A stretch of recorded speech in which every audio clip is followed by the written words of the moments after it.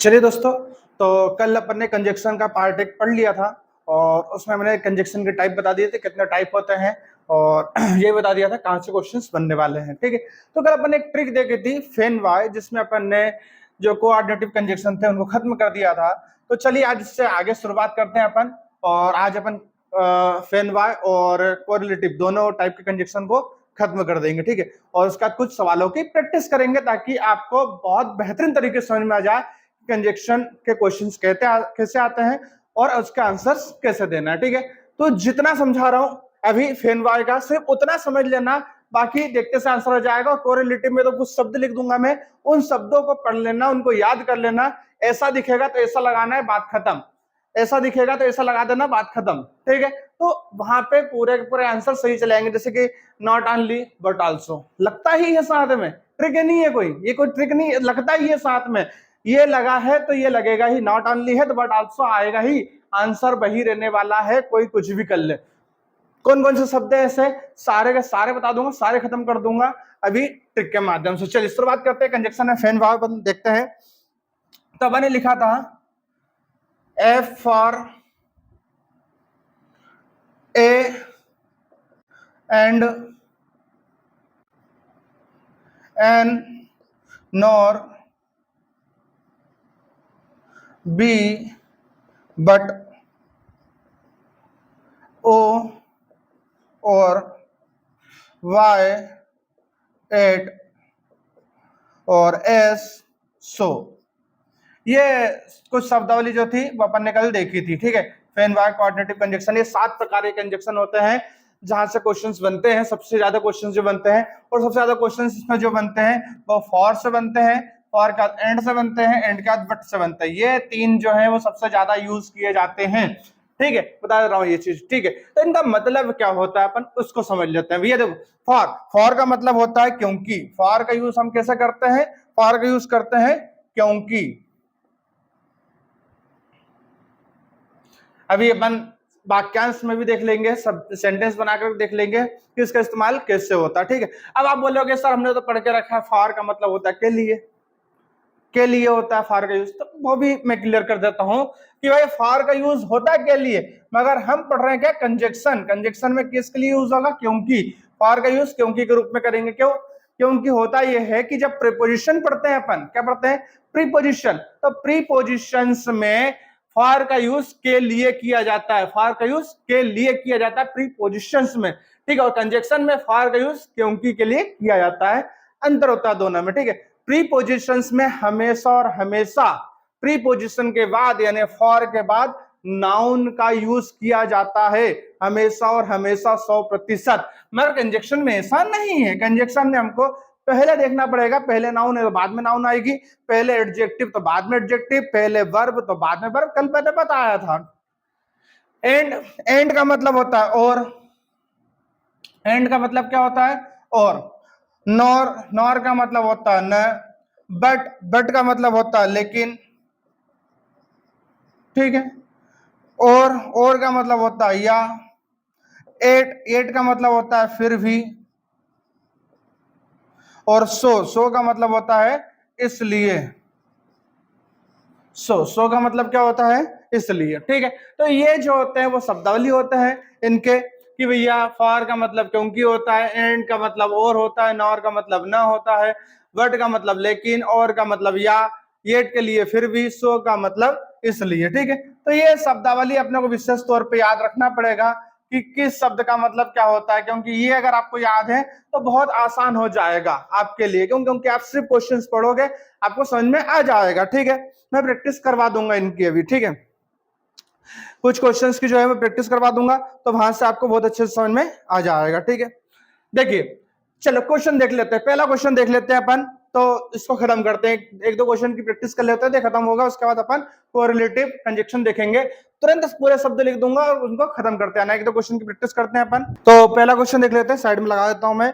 पहला क्वेश्चन मेरे पास, ये सारे क्वेश्चन जो है वो जेल वाले हैं ना। पहले बताता हूँ, व्यापम के क्वेश्चन ही मैं प्रैक्टिस में करवाता हूँ। आप चाहे तो पुराने जो पेपर्स है वहां पे जाकर के प्रैक्टिस कर सकते हैं। ठीक है, क्वेश्चन से भैया, she thought she might be late blank, she arrived on time. थोड़ा सा अपने को इंग्लिश की हिंदी भी समझ में आना चाहिए, नहीं तो पता लगे कि यहाँ पे, क्योंकि मैंने ऐसा नहीं बताया कि ये दिख जाए तो ये लगा देना है, थोड़ा सा हिंदी अपने को पता होना चाहिए। तो ये बोलना चाह रहा भैया कि भैया वह जो है वो लेट हो सकती है, लेकिन शी अराइव्ड ऑन टाइम, वह जो है वो टाइम पे आ गई। क्या बोलना चाह रहा है? देखो मैंने कुछ मन से बोला ही नहीं है, ठीक है, अपने आप मन से निकल गया है, ठीक है, कि भैया वो लेट हो सकती है मगर वो टाइम पे आ गई, लेकिन वो टाइम पे आ गई, ठीक है। अब अपने को पता है लेकिन के लिए अपन क्या यूज करते हैं? बट, मतलब इसका आंसर क्या हो जाएगा? बट हो जाएगा, पहला वाला आंसर हो जाएगा अपना बट।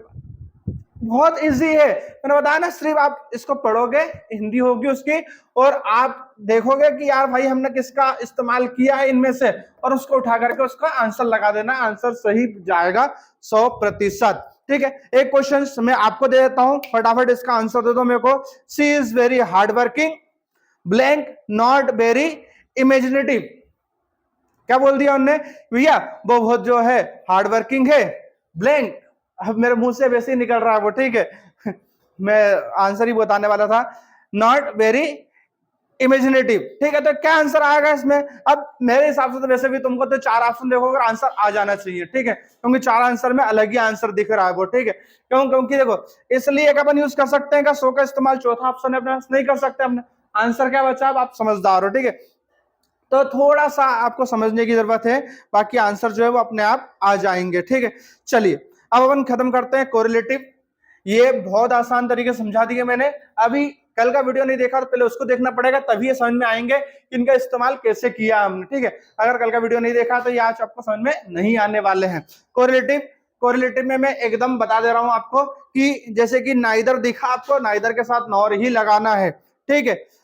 आइदर दिखा तो आइदर के साथ आपको और ही लगाना है, बोथ के साथ एंड लगेगा, हार्डली के साथ वेन बिफोर लगेगा, सिकरली के साथ वेन बिफोर लगेगा। तो ये शब्दावली जो है मैं बोर्ड पे नहीं लिख रहा हूं, मैं साइड में लगा देता हूं, हटाओ, ताकि समय बचे अपना, ठीक है ना। क्योंकि देखो वीडियो बड़ा करने से कोई मतलब नहीं है, मैं कभी नहीं चाहता कि अपना वीडियो बड़ा हो, ठीक है ना। तो समय की बचत आपके लिए भी मेरी लिए भी, तो मैं पढ़ के सुना देता हूं कि ये शब्द आएंगे तो ये शब्द के साथ ये शब्द लगेंगे ही लगेंगे, 100%, कोई मना नहीं कर सकता, लगा देना आंख बंद करके, आंसर सही जाएगा। फटाफट अपन देखते हैं। देखो आइदर है, आइदर के साथ नोर, प्रैक्टिस करवा दूंगा एक आधो क्वेश्चन के कैसे। आइदर के साथ क्या आएगा? नोर आएगा, आइदर के साथ हमेशा नोर आएगा, सॉरी नाइदर के साथ हमेशा नोर आएगा, नाइदर के साथ हमेशा और हमेशा नोर आएगा, आइदर के साथ और आएगा, बोथ के साथ हमेशा एंड आएगा, हार्डली के साथ आएगा वेन बिफोर, सिकरली के साथ आएगा वेन बिफोर, नो सुनर के साथ आएगा देन, हार्डली के साथ आएगा एनी, एनी के साथ आएगा अदर, नो के साथ आएगा और, ठीक है, नॉट के साथ और, नेवर के साथ और, सेल्डम के साथ नेवर, नथिंग इलेस के साथ बट, वेट एवर के साथ और, रेदर के साथ देन, अदर के साथ देन, नथिंग के साथ बट, अदर के साथ देन, नथिंग के साथ बट, सच के साथ दैट, नॉट ओनली के साथ but also, with even between के साथ एंड, इलेस के साथ बट, आल्दो के साथ एट, एज इफ के साथ वर, आई विश के साथ वर, आल्दो के साथ वर और लेस्ट के साथ शुड। इतने शब्द हैं, टोटल 28 शब्द हैं। ये शब्दावली अगर आपको दिखती है तो इसके साथ जो दिखा है वो लगा देना, हमेशा क्वेश्चन सही जाएगा। जैसे कि एक क्वेश्चन दे रहा हूं मैं आपको, आंसर दे दो फटाफट, देखते सी आंसर दे देना। क्या लिखा हुआ? She is not only painter blank writer, she is not only, क्या लिखा हुआ है? नॉट ओनली, तो नॉट ओनली के साथ अभी मैंने बताया क्या आएगा, समझ गया आप? बट आल्सो, तीसरे नंबर पे क्लिक करना, घर आ जाना।